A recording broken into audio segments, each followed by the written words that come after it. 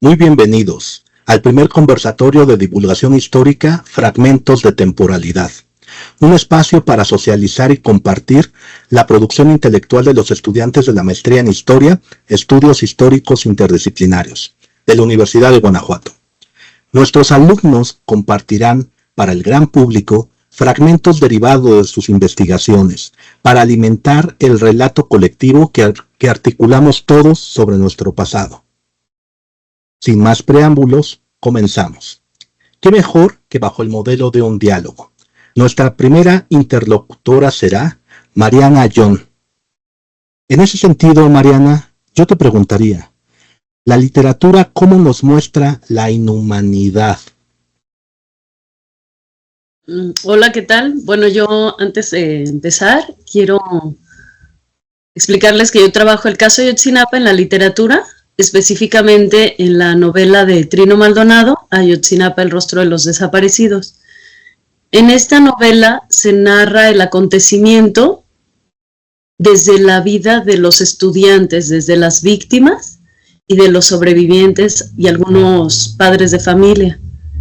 Es un aspecto que a veces queda fuera de los márgenes de los textos académicos, literarios y periodísticos, porque la literatura nos muestra lo emocional, ¿no? Vamos nosotros como lectores acompañando al narrador y a los personajes en su experiencia, ¿no? Entonces vamos sintiendo el terror y las emociones que nos explican, vamos enriqueciéndonos, ¿no? En este texto en particular, Trino Maldonado nos hace estar continuamente viviendo el momento, ¿no? Entonces vamos del 26 de septiembre al 27, del 26 de septiembre al 27. Entonces continuamente nos va proveyendo cada vez de más detalles para entender qué fue lo que ellos vivieron, ¿sí? Entonces uno de los momentos en que se muestra lo inhumano es cuando en una de las ráfagas de balas le detona en la cara a uno de los estudiantes, Edgar, y le destroza toda la parte de arriba de la mandíbula, incluyendo la nariz, ¿no? Entonces el estudiante entró en toda la adrenalina, sale corriendo y se ve chorreando de sangre, ¿no? No sabe qué es lo que le pasó, saca la lengua y se siente como todo desaparecido, ¿no? Pero él tiene que continuar. Entonces corre y después llega al hospital donde espera que le den atención médica y se mira en el reflejo de la ventana y nota cómo tiene este hueco negro, ¿no? Ya no tiene esa parte de la cara. Entonces el personaje y el narrador van llevándonos como lectores hasta un momento en el que somos testigos también del acontecimiento. Sabemos que eso le pasó, sabemos que él sintió todo este terror, esta angustia, pero además la pérdida de su cuerpo, ¿no? Más adelante también vemos como otro de los personajes, que es uno de los estudiantes.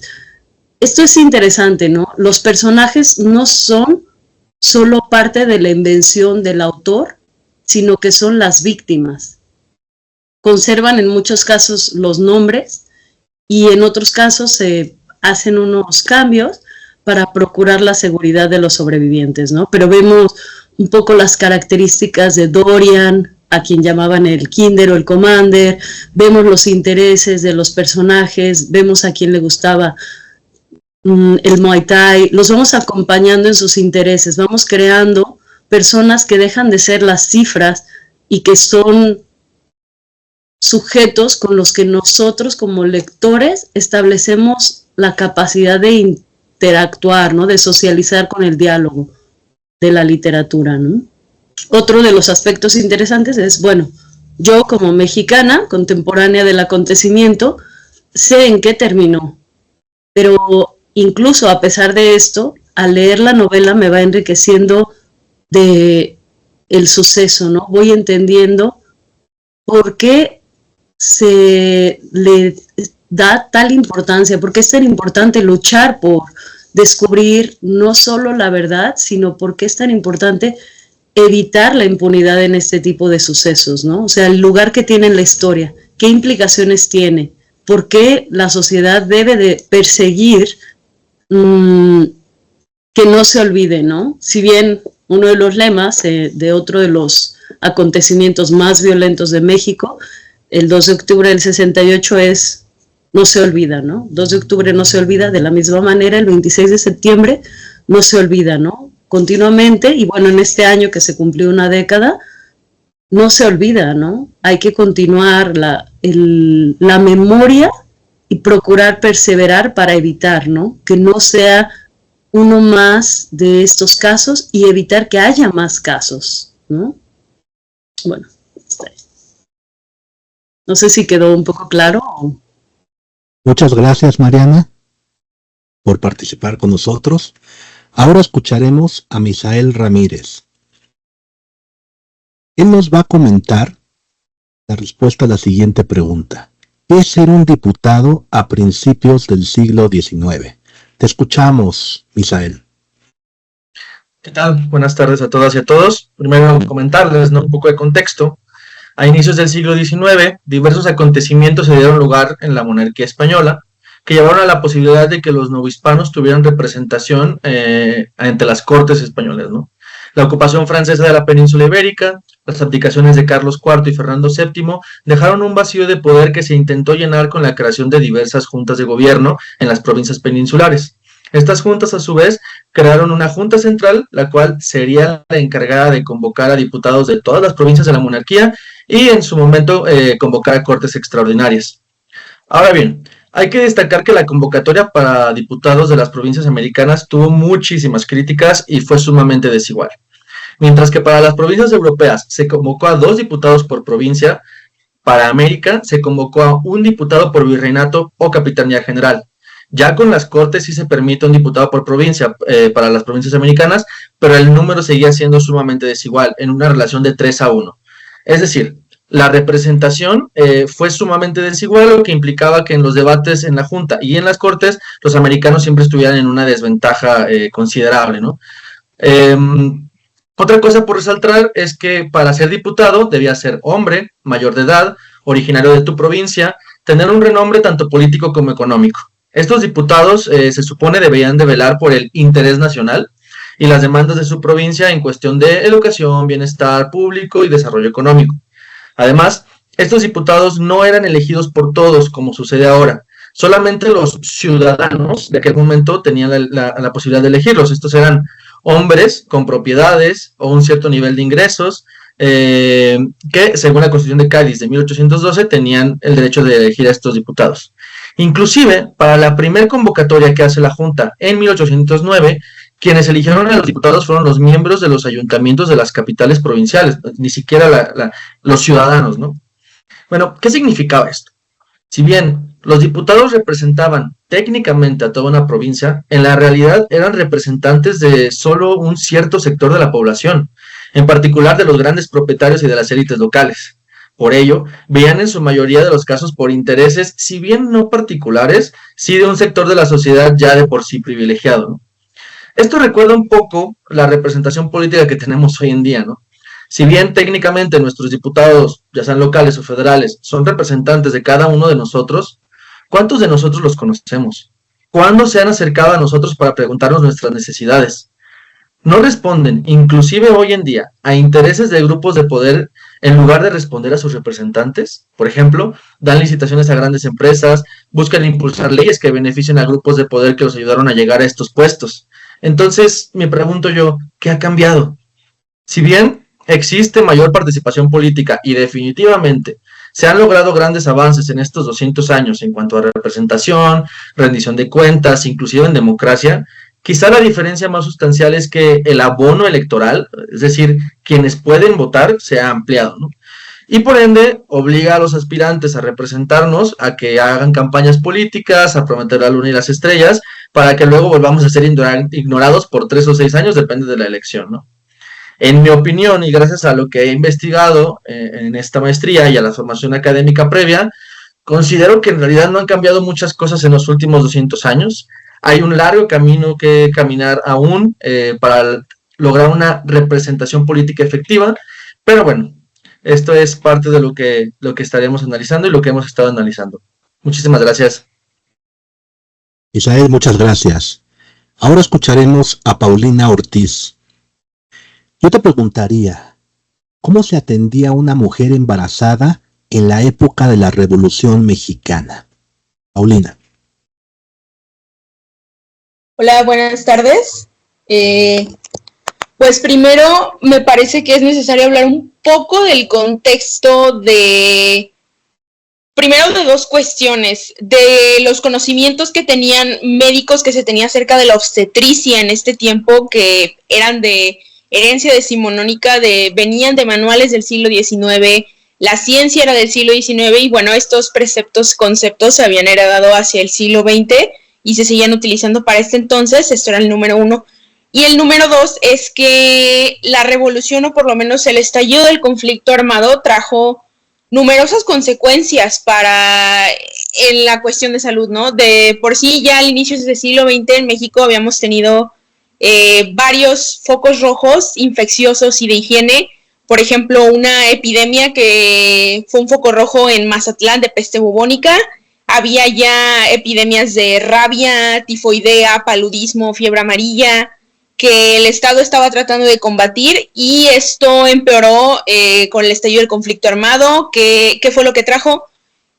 Condiciones insalubres, falta de higiene, una carencia de recursos o una dificultad mayor para conseguir estos recursos para atender a los enfermos, una mayor dificultad para poder llegar a estos enfermos, y por supuesto hubo una migración del campo hacia las ciudades como no se había visto de manera anterior, ¿no? Entonces, pues teniendo estos dos partes del contexto, es importante entonces añadir que las parteras tuvieron aquí un papel importante al momento de la atención de las mujeres, porque ellas eran quienes se metían o quienes compenetraban de manera más íntima con las mujeres al no haber tantos médicos disponibles. Claro, existían tanto las parteras tituladas que se iban a especializar a academias, universidades, y las parteras llamadas empíricas o comadronas, que su conocimiento era generacional. Entonces, ellas también, ambas parteras serán encargadas de atender a las mujeres. Entonces, en este caso, primero había que hacer la cuestión de saber si una mujer estaba embarazada o no, que se podía hacer mediante el interrogatorio, que pues como el nombre lo dice, eran preguntas o la inspección. Algunas parteras tituladas contaban con estetoscopios, se podía hacer por medio de la auscultación, es decir, ponía el estetoscopio en el estómago. Aquí la cuestión es que las parteras tenían un poquito de cierta ventaja al poder ellas hacer auscultación con el vientre descubierto de las mujeres y los doctores no, por haber cierto pudor de la época, ¿no? La palpación, la medición o la percusión, que era un método de golpear con los dedos el vientre de la mujer para saber si sonaba distinto al oído, para poder saber si había un embarazo. Por supuesto, una vez que había un embarazo, había también que hacer seguimiento de dicho embarazo para saber la posición o la presentación del feto. A veces venían los fetos, pues usualmente un feto vendría primero presentándose con la cabeza hacia abajo, y a veces no era así, venían con el hombro primero, venían con los pies primero, y esas eran posiciones peligrosas, ¿no? Para la madre y tanto para el bebé, porque podía implicar que el cordón umbilical podía haberse enredado, podía incluso jalar la placenta, o podía haber placenta previa. Entonces era algo catastrófico para la mujer. Pero me gustaría agregar, pues, ahora sí la cuestión de la higiene, que esto era algo muy importante en la época. Había en el parto, que es el proceso como más importante del todo el proceso del embarazo, de traer una nueva vida al mundo. En este caso, se volvió un poco más peligroso, un poco más, pues sí, insalubre, debido a estas condiciones de la Revolución Mexicana, debido a la falta de recursos, a la falta de higiene, y la fiebre puerperal se volvió mucho más común. ¿A qué me refiero por la fiebre puerperal? La fiebre puerperal es un padecimiento que entra directamente por la infección de los órganos sexuales, cuando se puede quedar un pedazo de la placenta por dentro, etcétera. Se empieza a infectar los órganos sexuales, el útero, y pues eventualmente puede llegar a la septicemia puerperal, donde llega la infección hasta las venas y la sangre, y pues se produce la muerte. Entonces, pues en este caso las mujeres embarazadas dependían mucho de las parteras al estar los médicos tanto atendiendo como a las personas que quedaban como daños colaterales del conflicto armado. Entonces las parteras y enfermeras tomaron un papel fundamental en el cuidado de las mujeres, tanto para la vigilancia de sus procesos de embarazo como de los procesos de parto y por supuesto también del puerperio, para ver que tampoco la fiebre puerperal se presentara después, que hubiera eclampsia, que la eclampsia también sigue siendo en este momento un padecimiento del embarazo peligroso que todavía sigue cobrando vidas de varias mujeres. Entonces, pues sí, para resumirlo un poco, este proceso se vuelve un poco más peligroso del que ya lo era, teniendo los conocimientos que se tenía en la época por la higiene y por las infecciones que se presentaban. Entonces, a comparación y debido también a todas estas cuestiones, el gobierno postrevolucionario se vio obligado también a capacitar una cantidad mayor de parteras y enfermeras para que también hubiera una transición del parto en casa a hospital, para que estas cuestiones ya no siguieran sucediendo.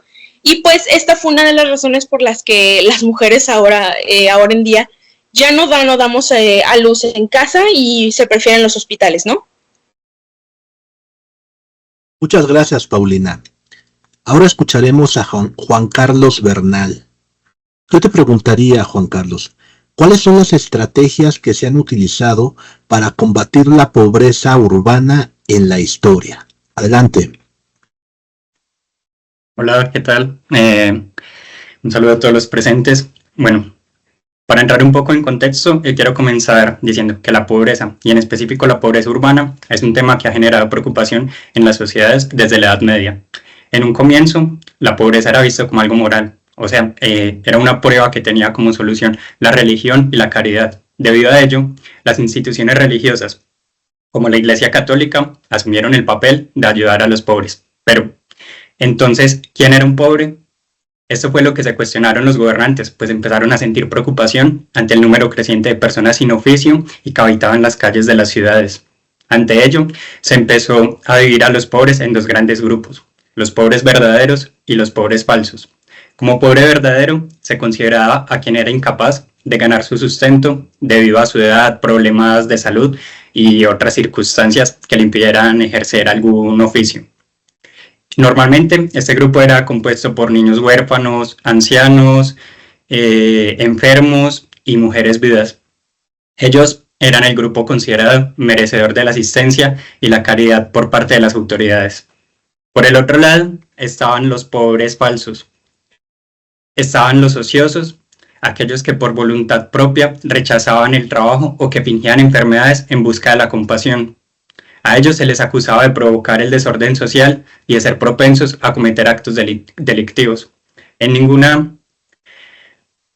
Este grupo era castigado por medio de trabajos forzosos en las diferentes obras públicas de las ciudades o a ser llevados a centros reclusorios. Las primeras leyes para combatir la pobreza se dieron en Europa.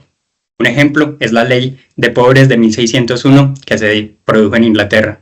En ella se clasificó a los pobres entre los impotentes y los sanos, es decir, similar a los falsos y a los verdaderos.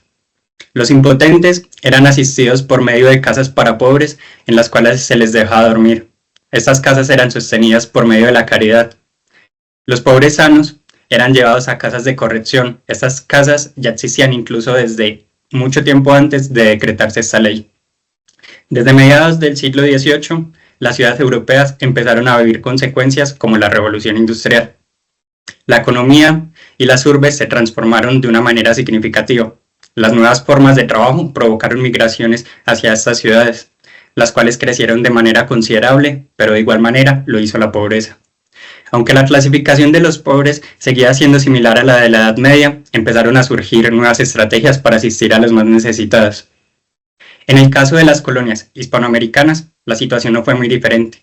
Eso sí, debemos dejar claro que los procesos de industrialización en esta región empezaron hasta finales del siglo XIX y comienzos del siglo XX, por lo que la gestión de la pobreza en las colonias continuaba con lo planteado desde el reformismo borbónico del siglo XVIII, o sea, entre pobres verdaderos y falsos.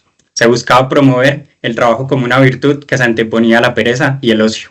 Desde finales del siglo XIX, las ciudades latinoamericanas se encontraban en medio de grandes cambios tanto físicos como sociales, en gran medida a consecuencia de esa naciente industrialización. En cuanto a la pobreza, la forma en que ésta se combatió seguía con el mismo patrón, pero con la diferencia de que diferentes instituciones privadas empezaron a trabajar en conjunto con el Estado para así reducir el problema. Aunque se debe decir que quienes estaban a cargo de estas instituciones eran personas de la élite y que tenían poder de decisión en las diferentes formas de gestión. Los programas de vivienda obrera, alimentación y la fomentación del ahorro fueron cada vez más habituales. Se continuó con las campañas contra el ocio y en gran parte contra el alcohol, al cual se acusaba de ser uno de los causantes de la pobreza. En resumen, la lucha contra la pobreza urbana ha sido un largo proceso en el que se han usado enfoques caritativos y asistencialistas, pero también punitivos. En la actualidad, se mantienen algunas estrategias, pero el mayor papel ahora lo juegan los estados, los cuales han convertido temas como la desigualdad en el eje central de sus agendas. Gracias. Muchas gracias, Juan Carlos Bernal. Escucharemos ahora a Lucía Mejía. Cuéntanos, Lucía, ¿cómo las ciencias médicas han sido influenciadas por las nociones de salud y enfermedad de su época?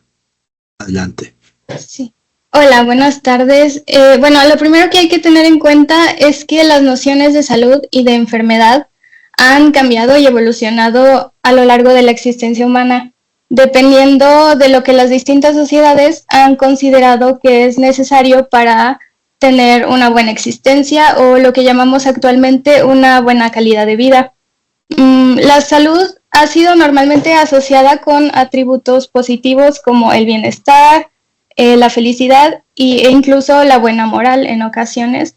Y bueno, todos esos atributos han sido determinados por los marcos sociales y culturales en los que se han desenvuelto. La evolución de las ciencias médicas ha ido muy a la par de los cambios de las nociones de salud y enfermedad, porque muchas veces lo que cada sociedad considera como salud o enfermedad determina cómo intervienen los médicos ya sea para curar la enfermedad o para prevenirla. Bueno, para explicar esto voy a poner dos ejemplos. El primero es el del paradigma hipocrático en la Grecia antigua, que consideraba, definía a la salud y a la enfermedad como, desde la visión de la armonía, digamos, de que el mundo está en armonía per se y en equilibrio, y por eso Hipócrates creía que los seres humanos estaban compuestos de 4 humores. El primero era la bilis amarilla, la bilis negra, las flemas y la sangre. Estos estaban mezclados en el cuerpo equilibradamente, y lo que provocaba la enfermedad era el desequilibrio de estos 4 humores. Entonces, esto ocasionaba que los enfermos fueran normalmente intervenidos por médicos haciendo procedimientos como la inducción del vómito, por ejemplo, o no el desangramiento, pero las sangrías, que así se llamaban. En este momento la enfermedad se consideraba algo individual. La enfermedad y la salud era algo individual, entonces no existían las nociones de enfermedad que existen actualmente. No existía como una enfermedad que le pudiera dar a muchas personas, sino cada caso era distinto. Es por eso que dicen que existían los enfermos, no las enfermedades. Y bueno, el segundo ejemplo es el de ya el paradigma científico moderno, que, bueno, tuvo muchos cambios con las nociones de salud y enfermedad durante la modernidad, por los cambios sociales y económicos, y también por los avances científicos. El surgimiento del capitalismo hizo que fuera necesario tener a disposición como una multitud de personas saludables, y esto hizo que el Estado interviniera en el mantenimiento de una buena salud y que se crearan, por ejemplo, las policías sanitarias y los hospitales. La creación de los hospitales permitió que los médicos pudieran observar y comparar a muchos enfermos al mismo tiempo, y esto hizo que la noción de enfermedad actual surgiera, ya que, la noción como de enfermedad de un conjunto de síntomas que muchas personas pueden tener al mismo tiempo, y bueno, esto también dio paso a la profesionalización ya como tal de la medicina, que se dio durante la segunda mitad del siglo XIX, en base a estos fundamentos que ya eran más de carácter moderno, digamos, científico moderno. De acuerdo con la época, la medicina también se mercantilizó, y entonces el paciente se convirtió un poco ya también en cliente, y el médico en productor, digamos, en productor de dinero. Y bueno, estos serían los dos casos. Luego ya surgió el paradigma funcionalista, que es, en mi opinión, más un poco lo que tenemos actualmente, que es como ya todo aquel, incluso ya comportamientos o conductas que te permitan no cumplir con tu rol en la sociedad, más bien que no te permitan cumplir con tu rol en la sociedad, ya se patologiza un poco y se considera enfermedad. Y por eso actualmente ya hablamos también un poco de trastornos de la salud mental, por ejemplo. Pues sí, como dicen un poco los psicólogos, que se vuelve un trastorno algo cuando te impide funcionar completamente en sociedad. Y sería un poco el cambio de nociones de salud que se dieron, los cambios que se dieron a lo largo de la modernidad. Y bueno, de mi parte sería todo. Muchas gracias, Lucía. Escucharemos ahora a Armando González. Yo le preguntaría, ¿por qué es importante hoy día el estudio de la religión? Armando, por favor. Hola, ¿qué tal? Buenos días, buenas tardes a todos y a todos. Para empezar, quisiera mencionar que la investigación que estoy desarrollando actualmente se titula Diablos y exorcismos, la lucha contra el demonio en la Nueva España durante los siglos XVI y XVII. Es por esta investigación que me he dado cuenta que la religión sigue siendo una parte importante en la vida de las personas, tal como lo demuestra el último censo del INEGI del 2020, donde alrededor de 97 millones de personas se identifican como católicas. En contraposición, se tiene que 10 millones se identifican como sin religión. Esto nos permite aseverar que la religión sigue siendo un punto integral en la vida y las costumbres de las personas en México. Al tener esto en cuenta, me ha llevado a pensar en dos motivos principales sobre la importancia de su estudio. El primero es que su estudio permite generar entendimiento y tolerancia. El conocer el surgimiento, historia y costumbres de una determinada religión nos permite no solo conocer los puntos de encuentro, sino también encontrar y contrastar las diferencias de creencias y costumbres que imperan en cada sociedad. Con ello se puede generar no solo un entendimiento, sino también una tolerancia, por lo cual daría como resultado una buena convivencia entre las personas. Aunado a esto, su estudio también me permite generar políticas que desarrollen un ambiente sano entre las distintas sociedades, dando como resultado la resolución de conflictos. Siendo este punto importante, resultando de gran importancia en el contexto histórico actual, en donde los conflictos con tintes religiosos son los principales. Un claro ejemplo de ello es el actual conflicto árabe-israelí, el cual mantiene fuertes raíces religiosas.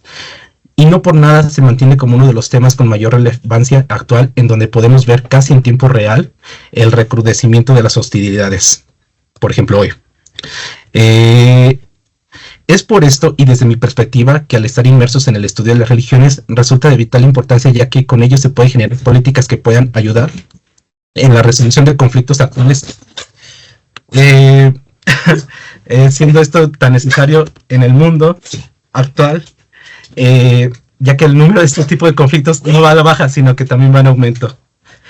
Es por este paso, es como al paso siguiente, paso al punto siguiente, donde el tender puentes de comunicación es de suma importancia, siendo el general diálogo entre las ciencias.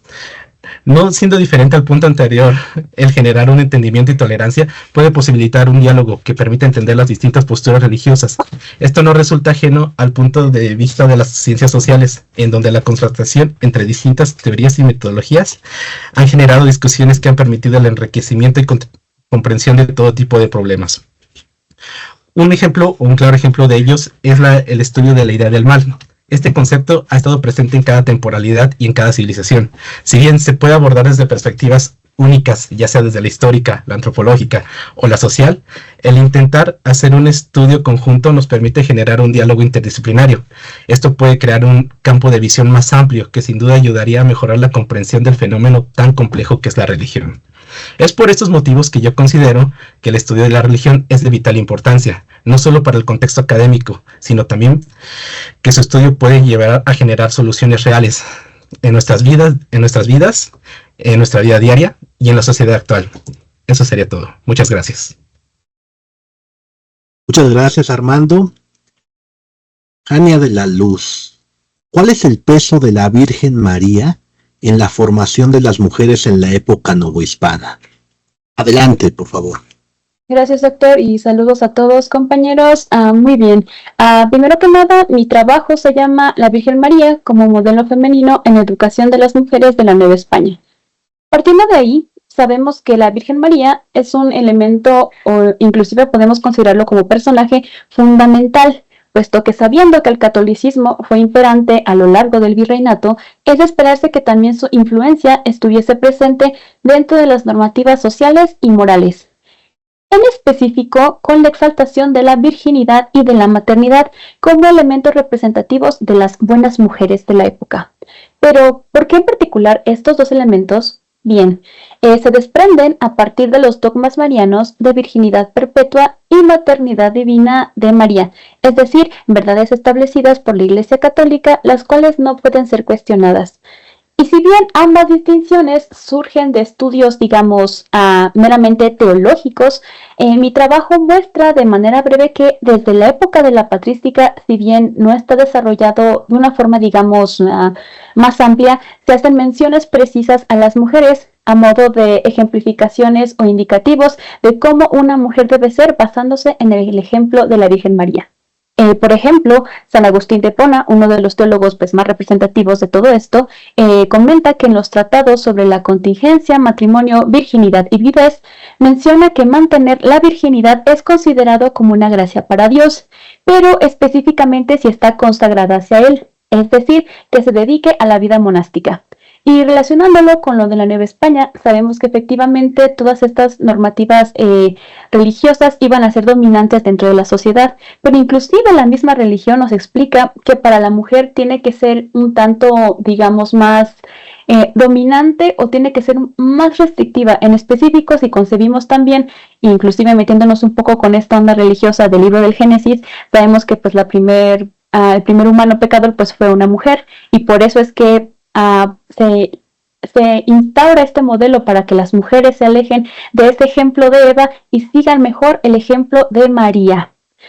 Ahora bien, el tratado teológico, como lo mencioné, es fundamental. Sobre este análisis, ya en específico de la divinidad de María, comprueba que a lo largo del tiempo, la figura de la Virgen se transmitía a forma de guía o ejemplo para las mujeres, mediante diversos textos, mensajes y también un poco del discurso, como es el caso de los sermones, que esta es la fuente primaria en que se basa mi trabajo, para poner a analizar precisamente cómo esas descripciones sobre la maternidad y virginidad serán transmitidas a modo de enseñanza para las mujeres de la Nueva España. Básicamente, pasado el proceso de la conquista espiritual, vemos cómo paulatinamente se va a desarrollar este modelo, en específico en el caso de los sermones, para ver cómo las mujeres, su meta de vida prácticamente es conservar su virginidad hasta el momento en que se case, hasta el matrimonio, y finalmente convertirse en madre. prácticamente emulando, obviamente no imitando al 100% por supuesto, pero sí emulando o acercándose lo más posible al personaje de la Virgen María.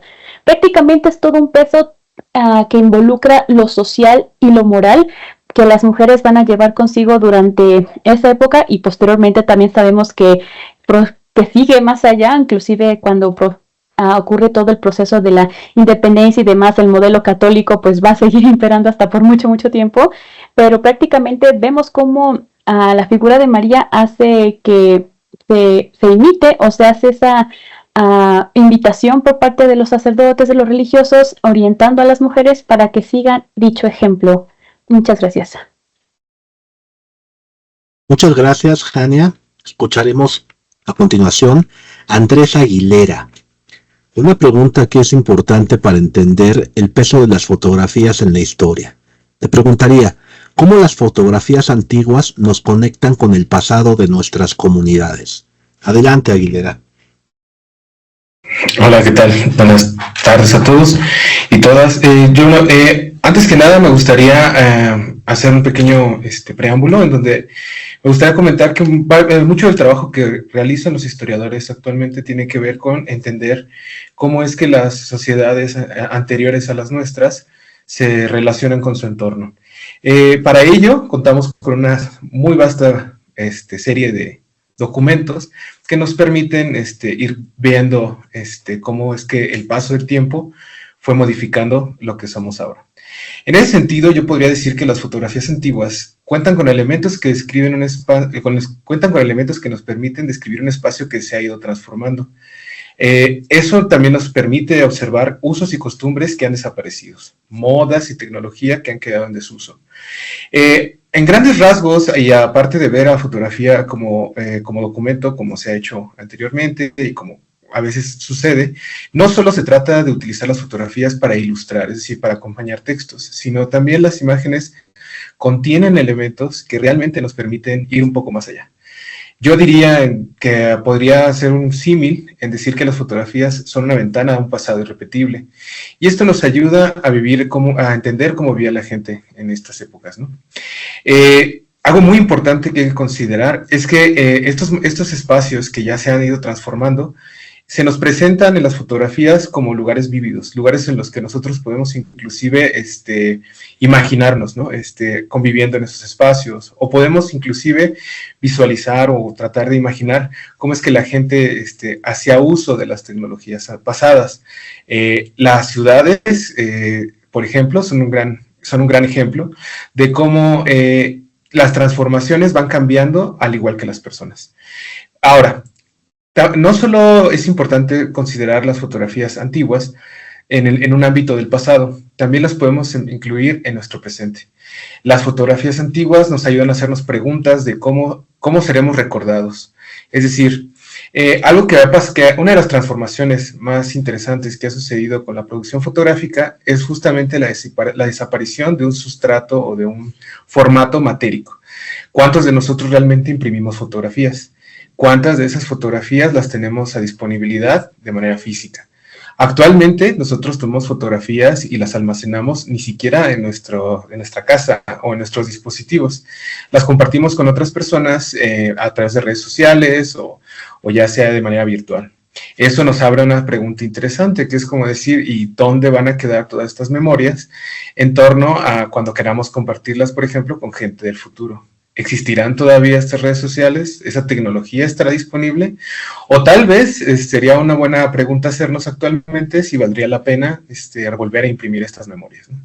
Entonces, como les comentaba, el trabajo del historiador se nutre en muchas de las posibles interpretaciones a través del uso de las fotografías antiguas. Eso por parte de los historiadores. Pero nosotros, como gente que nos interesa o que no sé, por azares del destino, nos encontramos con fotografías antiguas, pues nos permitiría también compartir con otras personas y como les comentaba, de manera muy esporádica, hacernos preguntas sobre cómo era el pasado, ¿no? Entonces, la invitación, digamos que mi trabajo que yo estoy investigando, gira en torno justamente a cómo el trabajo de un fotógrafo puede ayudar a la gente a comprender un momento que nosotros ya no estamos viviendo, pero del que tenemos reminiscencias. Todo lo que vemos en las fotografías, por ejemplo, de una comunidad agrícola de Guanajuato, de principios del siglo XX, pues obviamente tiene todavía reminiscencias que podemos observar en las fotografías. Es por eso que, pues, mi trabajo y el trabajo de varios historiadores gira en torno a cómo es que estas fotografías nos ayudan a entender y comprender nuestro pasado, ya sea propio o de las comunidades, ¿no? Eso implica, por ejemplo, el tener en cuenta que los álbumes familiares son, por ejemplo, una excelente forma de contener la historia completa de la familia. Cuando nos acercamos a ver fotografías de personas que no conocimos, podemos darnos cuenta de que inclusive sus facciones pueden llegar a ser similares a las de nosotros o parientes que tenemos cercanos. Inclusive podemos ver cómo era la situación económica de nuestra familia o, por ejemplo, cómo eran las edificaciones con las que ellos convivían. Esto realmente genera y abre un mundo de posibilidades. Es por ello que yo invitaría a la gente que le gusta el tema de saber cómo es su pasado, pues que se acerque a las imágenes para que le ayuden a entender este pasado. Bueno, de mi parte sería todo. Muchas gracias, Andrés. Pasamos ahora con Ana Cristina Vargas. Ella nos va a tratar de mostrar cómo un matrimonio en la Villa de León durante el siglo XVIII. Adelante, Ana. Muchas gracias, doctor y compañeros que están aquí presentes y todos los que nos escuchen. ¿Cómo era un matrimonio en el siglo XVIII violentado? ¿Cómo era un matrimonio normado?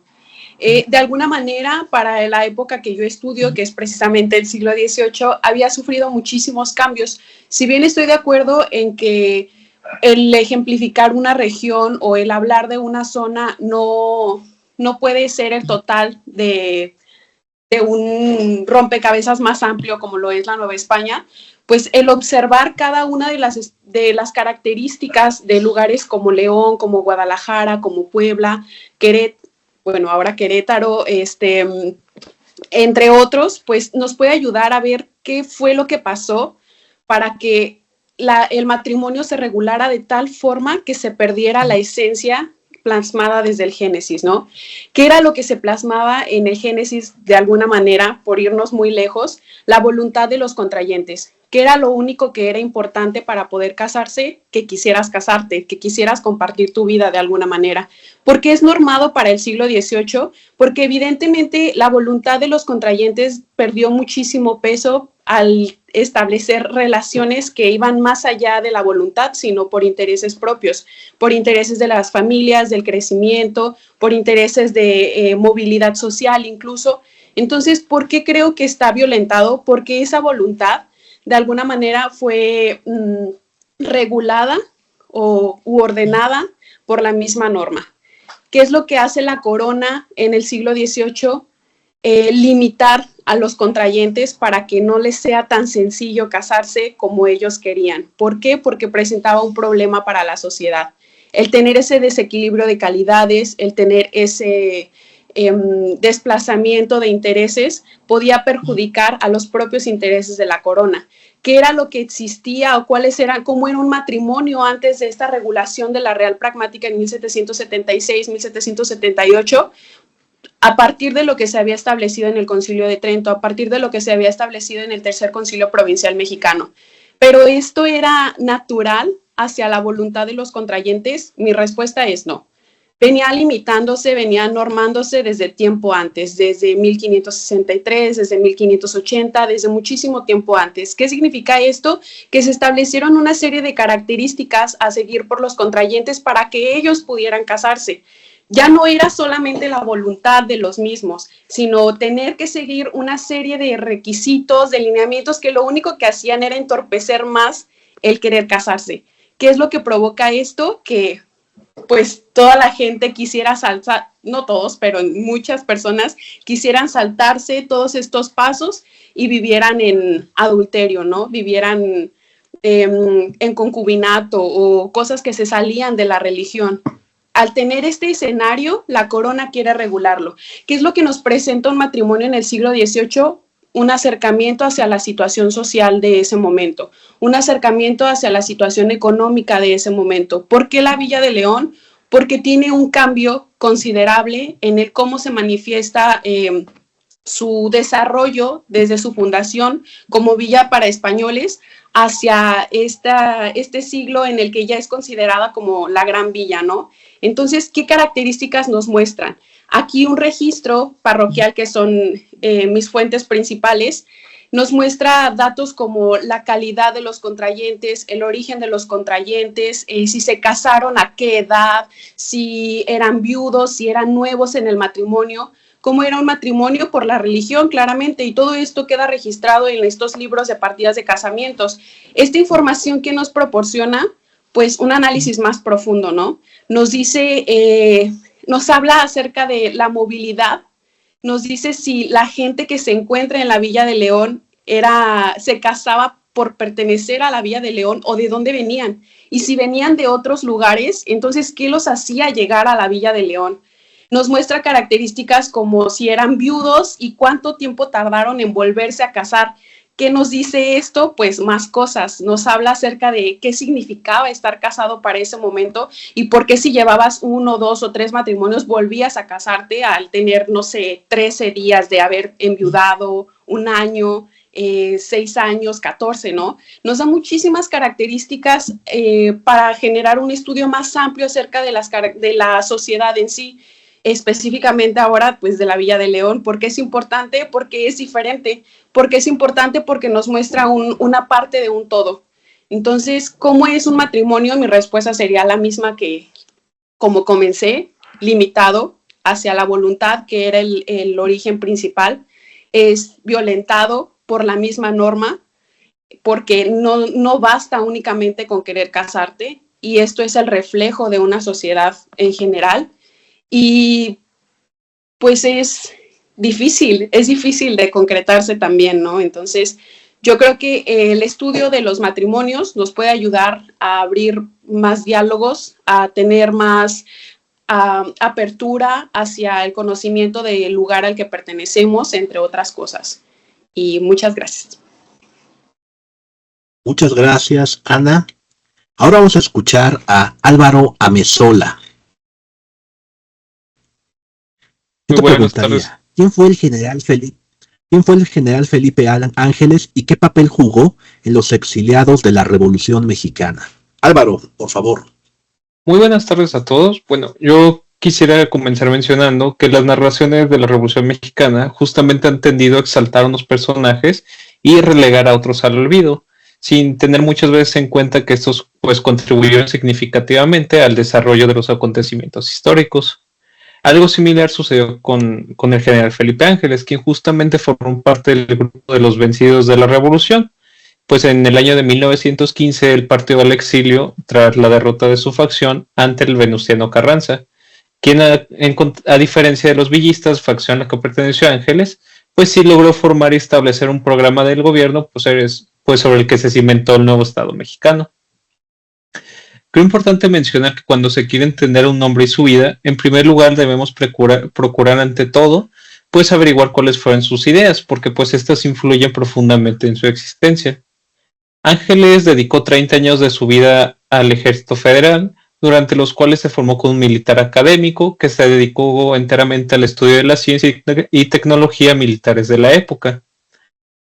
Siendo un destacado matemático y artillero, Ángeles se incorporó al gabinete de Madero en 1912 y pues fue a él a quien se le encomendó la tarea de acabar con la rebelión zapatista, y a diferencia de sus antecesores realizó una campaña mucho más moderada para combatir a los defensores del Plan de Ayala, consciente de que la solución a ese conflicto era más político que militar. Ángeles, como parte del Ejército Federal, se mantuvo fiel al gobierno de Madero durante los días de la Decena Trágica, situación que posteriormente le valió un exilio en Francia.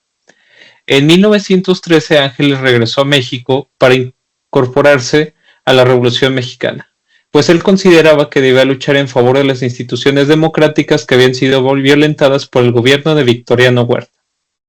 Tras un amargo paso por el ejército de Venustiano Carranza, Ángeles se incorporó al villismo y pues fue ahí donde desarrolló su conciencia político-revolucionaria, creyendo principalmente que el poder legítimo era el poder que emanara del pueblo, y pues que la Constitución de 1857 pues debía ser restaurada, observada, y en base a ella pues establecerse un nuevo estado. El paso del general Ángeles por el villismo pues culminó tras las derrotas de León y Celaya en el verano de 1915, que fue cuando decidió alejarse de la actividad política y militar y establecerse en los Estados Unidos. Establecido en Estados Unidos, Ángeles declaró inicialmente que ya no le interesaban los asuntos de México y que tras la victoria de Carranza pues ya era cuestión de él organizar la paz. Aparente separación de la vida política y militar del país duró muy poco tiempo, porque a los pocos meses justamente empezó a vincularse con otros exiliados para buscar la manera de derrocar al gobierno de Carranza. En el exilio, Ángeles terminó involucrándose con exiliados de orígenes muy diversos. Ángeles se vinculó con otros villistas, Ángeles se vincula con huertistas, con exporfiristas, todo esto con este fin último de derrocar a Carranza.